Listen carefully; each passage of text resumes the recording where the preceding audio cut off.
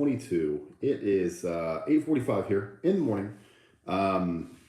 We are live the day after what is one of the most insane press conferences you will ever see. In case you missed it, well, first of all, let's back up. Beep, beep, beep. I live in Indianapolis, Indiana, here in the heart of Colts land. I'm a Colts fan. Got the helmets back there. We got all the Colts gear everywhere, flag on the wall, right there, blankets. Let's go. Colts fans through and through, watch every game. Love it, love it, love it. Yesterday, the Colts, after an absolute awful start to the season, have fired their head coach, Frank Reich, and kept the general manager, Chris Ballard, and also brought in a former player, Jeff Saturday, that played center for the Colts when they had their absolute run of excellence. Won divisions in a row, never got beat by the Houston Texans, went to the Super Bowl twice, won one, lost one. Was in the Ring of Honor, just a legend in the world of the Colts. Perfect. Jim Irsay is still the owner. Jim Irsay has been the owner. It's the first time in 25 years that he's fired a coach mid-season. So it took a lot for this to happen. Now, what we're finding out is Jeff Saturday, he's been working for ESPN, coaching high school football. And I'm not going to go the angle of some people out there that are ripping Jeff Saturday. Oh, I like this. I think bringing a new voice in, somebody that has offensive line experience, somebody that's a little nasty. There's a great video out there of him and Peyton Manning screaming at each other on the sideline. He's got that fire. He does a weekly interview here with some local, one of the great local radio shows here in Indianapolis, and he is amazing. Talks openly, honestly about the offensive line, what the team's doing. He's been part of the community here, even though he's been retired for a few years. So the name Jeff Saturday is not totally out of left field in the Colts' eyes. And everybody else's eyes it is. He's an analyst for ESPN, coaches high school football. So if you're an assistant coach somewhere, even within the building, you're like, what the heck? Why can't I get a chance? So that's one angle that people are absolutely killing the Colts for. I think it's interesting because now we're finding out that he's been on the payroll. Jeff Saturday has been on the payroll in that advisory form of helping Jim Irsay and GM Chris Ballard making decisions and things like that. So it's been very interesting that he's been involved. Him coming in as a coach, I believe, is a couple of things. Number one, he is there to try to bring that winning culture back. He's there to try to circle the wagons and bring the success that the Colts had back in the day back to the building. He's also there to add some toughness, add a little bit of accountability. That's kind of been missing the last couple of years. He also is there to, I think, teach football. That's what a coach does, right? He's there to teach football. He was one of the best offensive linemen in Colts history. So can he help fix this mess that we got right now? Well, hopefully. So that's one angle of why Jeff Saturday is brought in. The other angle is the PR move, right? He is got the gorgeous blue eyes, and he's a great spoken man, and he's going to be a great leader. And him in front of the camera is really, really good. He's got the experience at ESPN. He's really good at it. He really is. Now, all this is happening because this team stinks. Stinks. The offensive line is not fixed. The quarterback situation has been a disaster. There are no real true number one receivers on this team. The defensive front is playing better. The defense itself, let's not even talk about. It's the offense that has been a mess. Why? Because Chris Ballard has put a face out and basically said, I'm smarter than you. And that's fine. You're the general manager of the team, and I'm not. And I know you are smarter than me. But when every single media member in this town questions why you haven't fixed the left tackle, Anthony Costanzo retired a few years ago. Why haven't you fixed that? Why haven't you really gone out and got receivers? Don't worry, that's just a cat chasing a squirrel. Well, the squirrel's outside, but she's inside. So, did you get him? Crazy kitty. So, the quarterback's been a revolving door. All of this came together to what we have right now. This is just my opinion. Again, love the Colts. Watch them every week. 4:15 on a Sunday. We've already made our plans on what we're going to do earlier in the day to get ready for the game when they play Vegas this weekend. This is just me from my perspective, listening to other people, talking to other people, and this is what I think. I think that Jake Query and a couple of the guys locally are correct. When the Colts won the Super Bowl, when they had their dynasty with Peyton Manning and Marvin Harrison, Edgerrin James, Gary Brackett, Bob Sanders, Freedy, Mathis, you just keep going down. Saturday, you just Terry Glenn, you keep going down that line of all those guys that we all knew and loved. When they had that dynasty, the one carrying the Super Bowl trophy was Bill Polian. The one that everybody wanted to interview was Bill Polian. He was the architect. It was his team. He chose Peyton Manning. He chose Edgerrin James over Ricky Williams.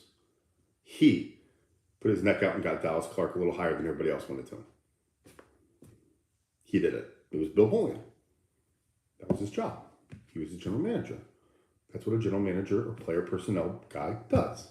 They build a team. Go down the list. Go down the list. The general manager of a team builds the team. The general manager of the Eagles has built the Eagles. The general manager of the Golden State Warriors built the Golden State Warriors. That's what these guys do. They have player personnel people in place to make good decisions to build the team. Jim Irsay was jealous. Is jealous. He looks back at that time and says, that was the best time in Colts history. That was the best time. That's what we have to achieve again.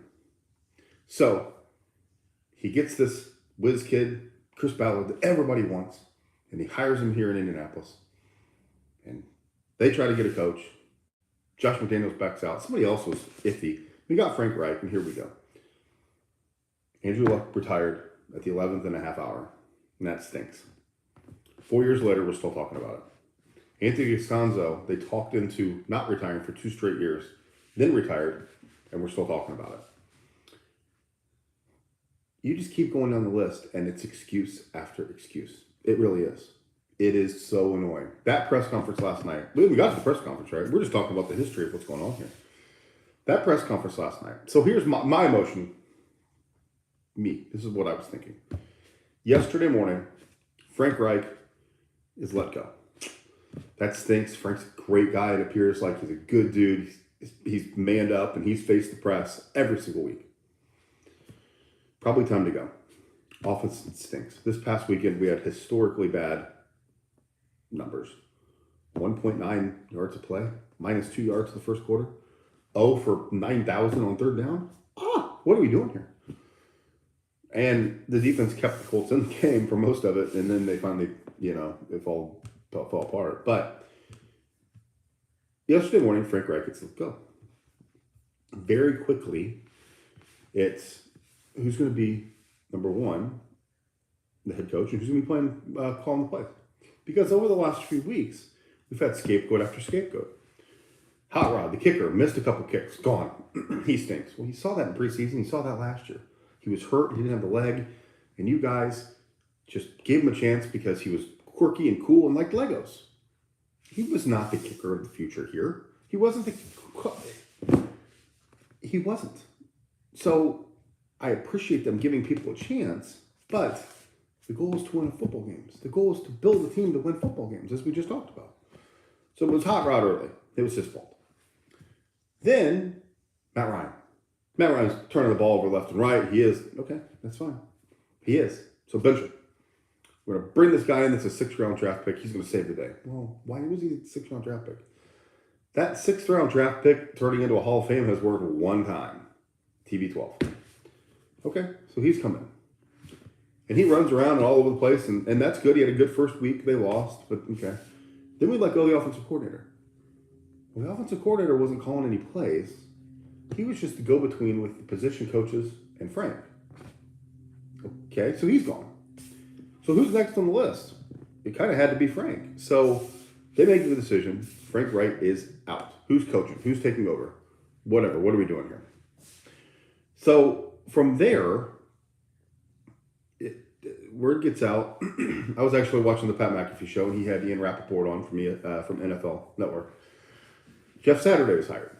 Okay, Ring of Honor, everything like that. Okay, whatever. So then you start learning more about what all happened here. And it's funny, 2 weeks ago, everybody has their little group of friends you text. My group of friends and I were texting, and it was, Oh my gosh. I thought after the Washington game here in Indianapolis, they had Tarek Glenn in town where they put him on the Ring of Honor. I thought at that point, they got embarrassed at home. They let a backup quarterback drive the field, win the game. At the end of the day, you got Peyton Manning in the house. All the legends of Indianapolis were here. And you got beat in a bad way. I thought at that point, that's when a change was going to be made. But it wasn't. But ultimately, that really was a big trigger, right? Because as all the good old boys were here, that's when he started talking to Jeff Saturday more. That's when he really found out that was a viable option. And apparently what happened was Sunday, the game was in New England. We got back here. They had a heart-to-heart, bad conversation, or heart-to-heart, difficult conversation. He reached out to Jeff Saturday really late Sunday night, worked through it all, and then here we are yesterday afternoon waiting for a press conference. And all this time, you're just sitting there thinking, what in the world is happening? Because we were told last year at the end of the season that this would never happen again, and the Colts were embarrassed, and this era is going to have multiple Lombardis, all this stuff. And it was all Carson Wentz's fault. Get him out of here. Don't like him. Other stuff, why RSA didn't like him, but okay. Got Matt Ryan in. We were told the offensive line is fixed. Everybody kept saying, no, it's not. The receivers are there. No, they're not. All this stuff. Anyway, you know what happened.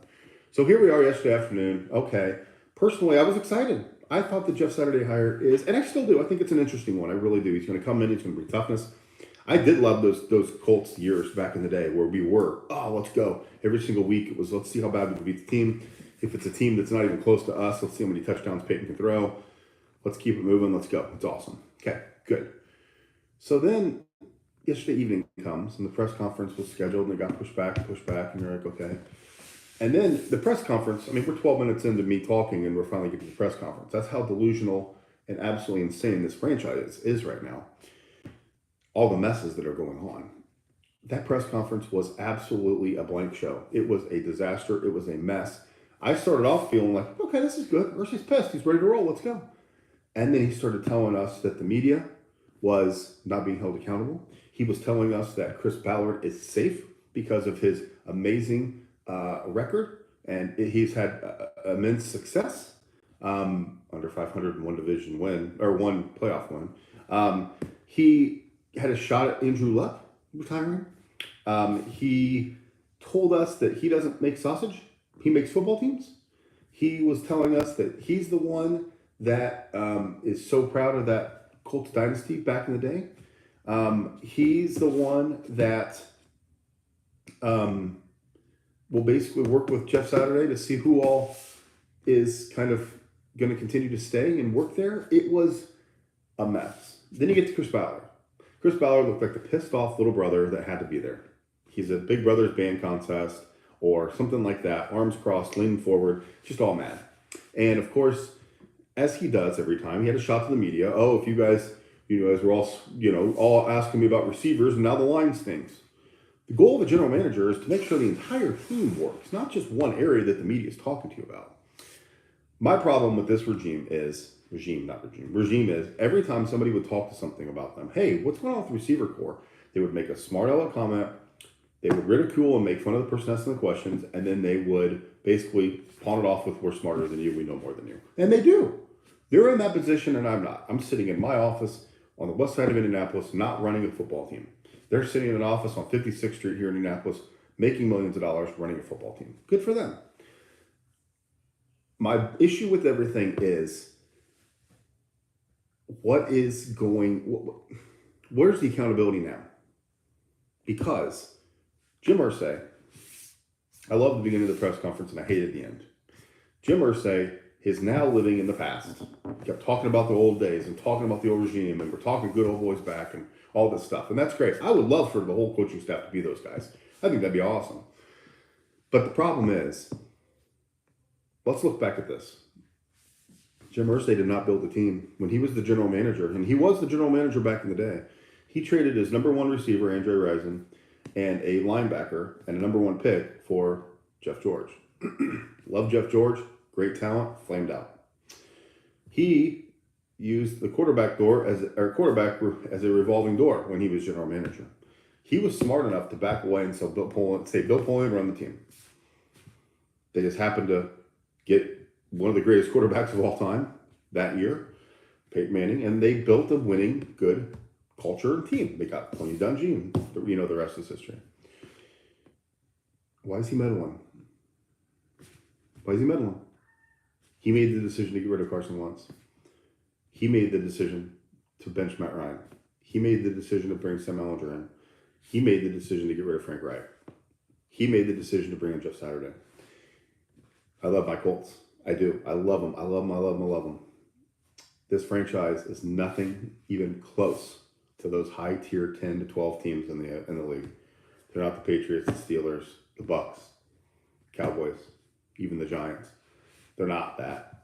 They're more second to third tier. And I'm not trying to diss any teams, but the Bears have been around forever. And in my lifetime, they were really good there in the late 80s. And then they were really good there in that Super Bowl time with Urlacher, but they never really got the job done.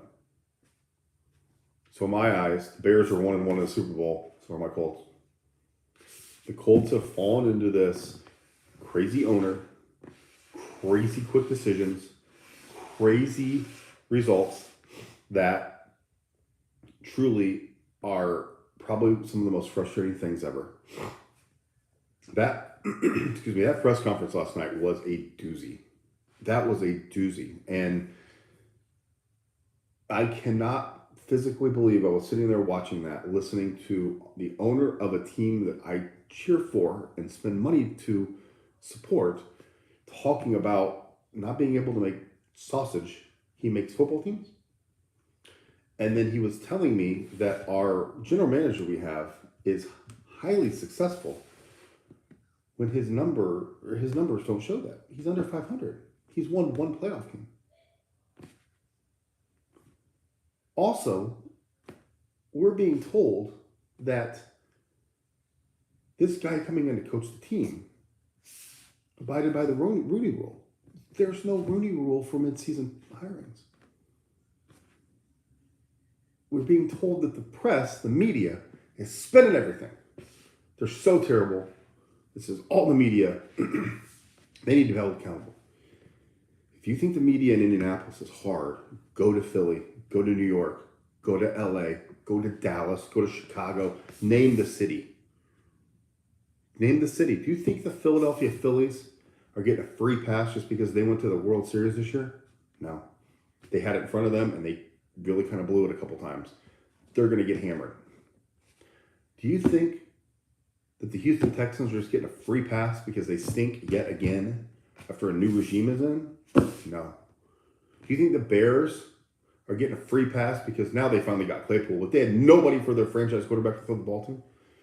My point is, this franchise is absolutely delusional. They think that we as consumers and fans think a certain way about them.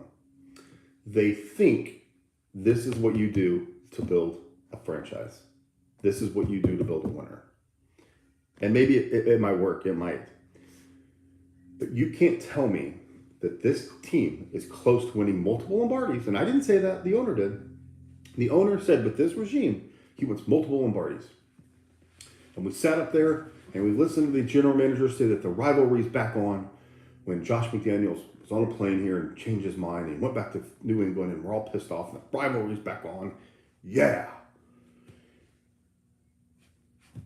You can't tell me any of that stuff because none of it's true. None of it's true. This franchise and this team is miles away from winning a Super Bowl. Miles. Yeah, they beat the Chiefs at home, and that's great. They shouldn't have because Chris Jones made a stupid bonehead play that gave the Colts a first down, and they have a chance. Here we go. I'm embarrassed right now to be a fan, and I'm embarrassed from that press conference last night. That was awful. I hope that Mr. Irsay takes a step back and looks at this and says, I was most successful when I let my guys do their thing. Now, is Chris Ballard the answer? I don't think so. I don't. And I personally don't agree with what he's done to build the roster, but I also don't like, and this is me probably just being weak or whatever, but I don't like the smug, the snippiness, I know better than you.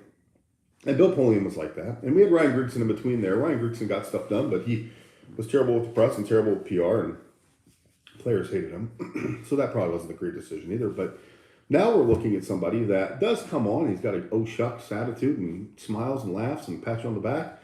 But then he'll basically tell you how stupid you are. And I know his job is not to listen to the media, but if somebody asks you, hey, it appears you don't have any receivers, what are we doing here? Well, here's our plan. This, and this.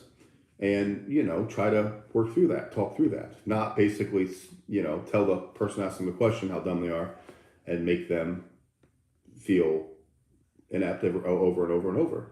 I think that was a joke last night. I think it was a complete waste of time. I feel bad for Jeff Saturday. I feel bad for Chris Ballard. I do, because now Chris Ballard not only has Jim Irsay above him, the owner, he's obviously above him.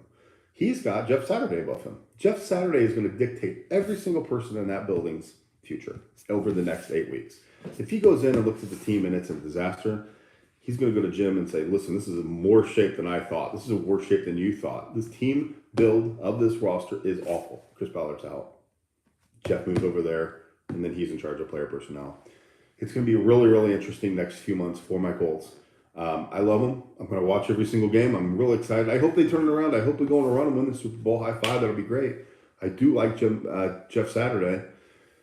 But the fact last night that I heard our owner taking a shot at Andrew Luck, he retired too young. Well, you didn't keep him safe. He literally had a lacerated kidney in a game because you were too stubborn to build an offensive line. I don't make sausage, I build a team. You built teams before that stink, and this one stinks. So maybe you should make sausage.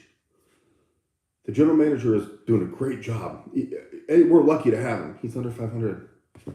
He's under 500. Hasn't won a division and had one playoff win.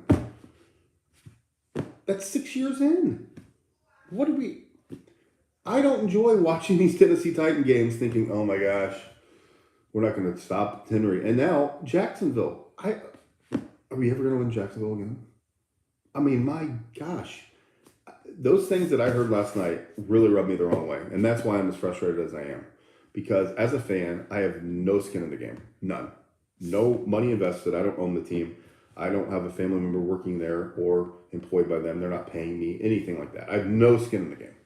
If they win a Super Bowl, that's just for my enjoyment. I don't get anything out of it. If they lose every single game, same thing. It really, truly doesn't impact me, per se.